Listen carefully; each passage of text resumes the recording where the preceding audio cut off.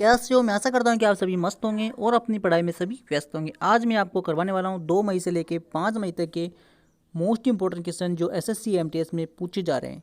इसलिए इन क्वेश्चनों को आपके लिए इंपॉर्टेंट होने वाले हैं, जिनके एग्जाम अभी आने वाले समय में वो इस वीडियो को देख के जरूर जाए, क्योंकि आपको पता है कि क्वेश्चन रिपीट होते हैं और सभी पारियों के हमने सभी क्वेश्चन लिए हैं जो इंपॉर्टेंट होने वाले हैं। इसलिए वीडियो को प्लीज़ पूरा देखना है और चैनल को सब्सक्राइब लाइक आपको जरूर करना है, क्योंकि आप एमटीएस की जितनी भी एग्जाम होगी सभी के क्वेश्चन आपके सामने लाए जाएंगे। आपके सामने जो फर्स्ट क्वेश्चन है इस प्रकार दे रखा है। सिंपल क्वेश्चन पूछा गया था, बंगाल का विभाजन कब हुआ था? तो आपको पता है कि बंगाल का विभाजन 1905 में हुआ था। इसके कुछ रिलेटेड हम पॉइंट बनाए, उन पॉइंटों को आपको देख के जाना है, क्योंकि आने वाले एग्जाम में पूछे जा सकते हैं। तो मैंने कुछ पॉइंट बनाए। बंगाल के विभाजन के समय जो 1905 में हुआ था, तो लॉर्ड कर्जन के समय हुआ था। ठीक है, यानी वाइसराय कौन थे उस टाइम पे? लॉर्ड कर्जन थे। ठीक है, इसके बाद में नेक्स्ट पॉइंट दे रखा है, राजधानी कोलकाता से दिल्ली ट्रांसपोर्ट किसके काल में हुई थी? तो होती लॉर्ड हेडिंगटन 1911 में। ठीक है, इसके बाद में नेक्स्ट पॉइंट है, राज्य हड़प्पा नीति लॉर्ड डलहौज के समय। ठीक है, इसके बाद में नेक्स्ट है, राज्य हड़प्पा नीति में सर्वप्रथम ब्रिटेन राज में मिल गई थी और राज्य कौन सा था? सतारा। ठीक है, इसके बाद में नेक्स्ट क्वेश्चन दे रखा है, जलियांवाला बाग हत्याकांड के समय कौन थे वाइसराय? तो वो थे चैम्सफोर्ड 1919। जलियांवाला बाग 13 अप्रैल 1919 को हुआ था। ठीक है, किसके समय हुआ था? चैम्सफोर्ड के समय। ठीक है, इसके बाद में नेक्स्ट पॉइंट, 1857 के विद्रोह के समय वाइसराय कौन थे? लॉर्ड कैनिंग थे। 1857 के जो विद्रोह हुआ था उस समय जो वाइसराय थे कौन थे? Lord Canning. ठीक है, इस चीज़ का आपको ध्यान रखना है। इसके बाद में नेक्स्ट दे रखा है, भारतीय रेलवे की शुरुआत करने का जनक, यानी उस टाइम वाइसराय कौन थे? तो लॉर्ड डलहौज थे। यानी भारत के रेलवे की जो शुरुआत की थी किस जनक ने की थी? तो लॉर्ड डलहौज। ठीक है, इसका राइट आंसर हो जाएगा। इसके बाद में नेक्स्ट पॉइंट दे रखा है आपके सामने, यानी जो क्वेश्चन पूछा गया था, भारत के संविधान के बारे से संबंधित कुछ क्वेश्चन पूछे गए थे, यानी संविधान को आपको पढ़ के जाना है। भारतीय संविधान के बारे में किससे संबंधित पूछा गया था या नीति निर्देशक संबंधी पूछा गया था? जो नीति निर्देशक तत्व है जो आयरलैंड के लिए गए, ठीक है, वो क्वेश्चन पूछा गया था। इससे कुछ रिलेटेड पॉइंट बताते हैं आपको। संविधान के भाग नंबर 4 में नीति निर्देशक तत्वों को रखा गया है जो कि आयरलैंड के संविधान से लिए गए तथा ये 36 से 51 के बीच आर्टिकल में लिखे गए हैं। ठीक है, इसके बाद में कुछ और पॉइंट दे रखे हैं। कुछ प्रमुख आर्टिकल, जैसे 40वां ग्राम पंचायत का गठन होता है। ठीक है, समान नागरिक सहायता अनुच्छेद 44 का अंतर्गत आता है। ठीक है, 39 से समान विधि एवं निःशुल्क न्याय के संबंधित है। आर्टिकल 42 बी सहकारी समिति का गठन होता है। ठीक है, आर्टिकल संबंधी भी क्वेश्चन पूछे जा रहे हैं, इसलिए आपको आर्टिकल को पढ़ के जाना है। आर्टिकल 15 कार्यपालिका से नई पालिका की शक्तियों का अलगाव होता है। ठीक है, 51 जो आर्टिकल है अंतर्राष्ट्रीय शांति सुरक्षा को बढ़ावा देना होता है। यानी आर्टिकल जो 51 है वो अंतर्राष्ट्रीय शांति सुरक्षा को बढ़ावा देने से संबंधित है। इसके बाद में नेक्स्ट पॉइंट दे रखा है, मौलिक अधिकार अमेरिका से लिए गए हैं, मूल कर्तव्य रूस से लिए गए हैं, संविधान संशोधन की प्रक्रिया दक्षिण अमेरिका से और संसदीय प्रणाली ब्रिटेन से ली गई है। इन चीज़ों को आपको देख के जाना है। ठीक है, इसके बाद में नेक्स्ट क्वेश्चन पूछा गया था कि पृथ्वीराज चौहान तृतीय ने मोहम्मद गौरी को किस युद्ध में हराया था और कब? तो 1911 में तराइन की प्रथम लड़ाई में। ठीक है, इसके बाद में इसके पॉइंट दे रखे हैं रिलेटेड।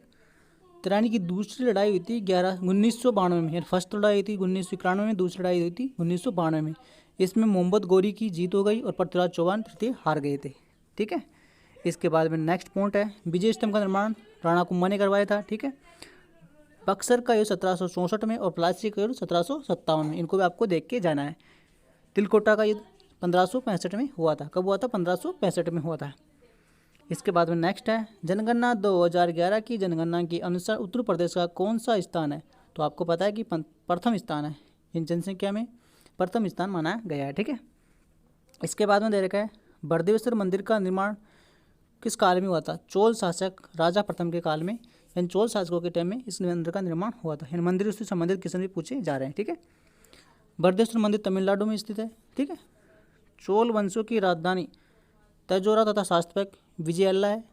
चोल वंशों में सैनिक शक्ति के लिए प्रसिद्ध है। ठीक है, इस चीज़ को आपको ध्यान रखना है। ठीक है, इसके बाद में दे रखा है नेक्स्ट, शिंजो अबे खाके भूतपूर्व प्रधानमंत्री रह चुके हैं, तो जापान के ये रह चुके हैं। ठीक है, इसके बारे में कुछ डिटेल बताते हैं आपको।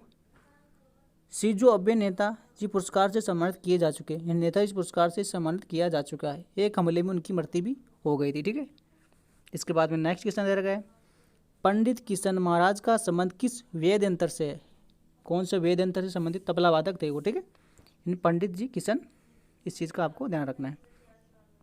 निम्नलिखित में से कौन सा किस जीव में कोशिका भाग नहीं है, जी क्वेश्चन पूछा गया था। तो इससे रिलेटेड कुछ पॉइंट है, हम बताते हैं आपको।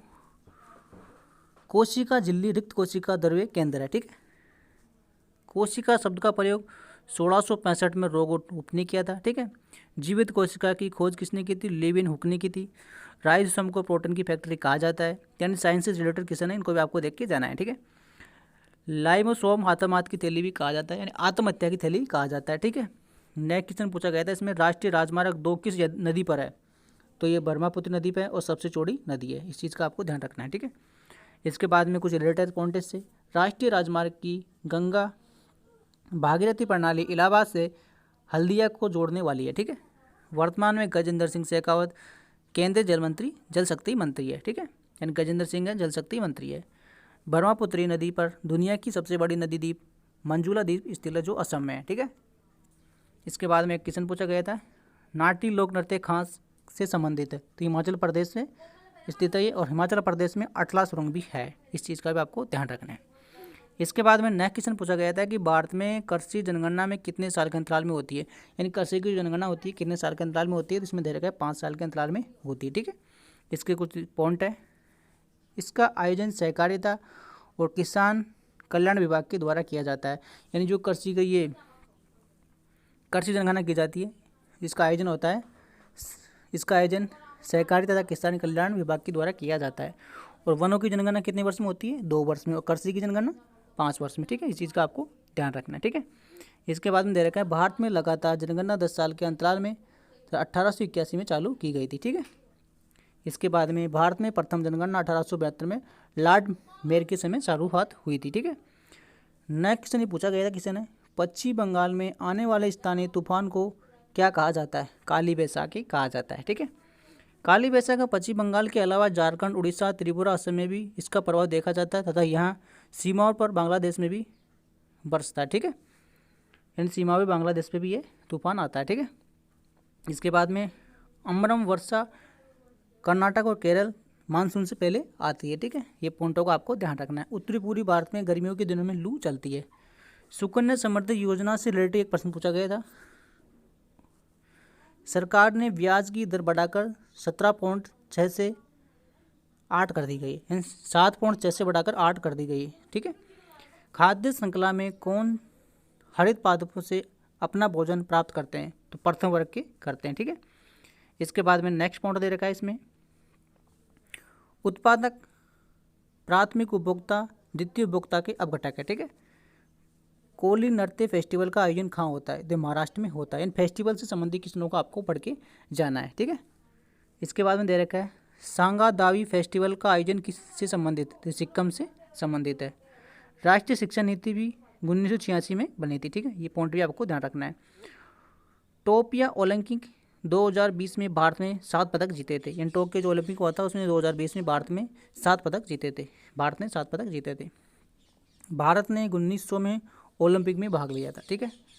भारतीय संविधान आर्टिकल के इंपॉर्टेंट पॉइंट, यानी जो भारतीय संविधान से इंपॉर्टेंट जो आर्टिकल है वो पॉइंट आपको बताए जाएंगे।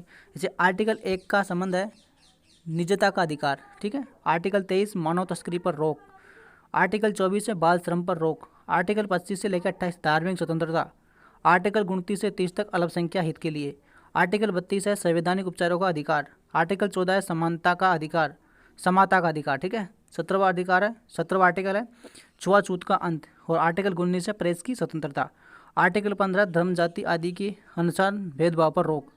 इस प्रकार से आपके इंपॉर्टेंट क्वेश्चन जो पूछे गए थे वो हमने उनसे रिलेटेड क्वेश्चन भी आपको बता दिए गए हैं। और एसएससी एमटीएस के जो एग्ज़ाम आने वाले समय में जो आने वाले स्टूडेंट हैं उनको बहुत बहुत धन्यवाद और बेस्ट लक। और चैनल को सब्सक्राइब लाइक जरूर करें, क्योंकि आपके लिए इस प्रकार के इंपॉर्टेंट क्वेश्चन आपके लिए लाते रहेंगे और आप देखते रहेंगे और आप सीखते रहेंगे। आपका धन्यवाद।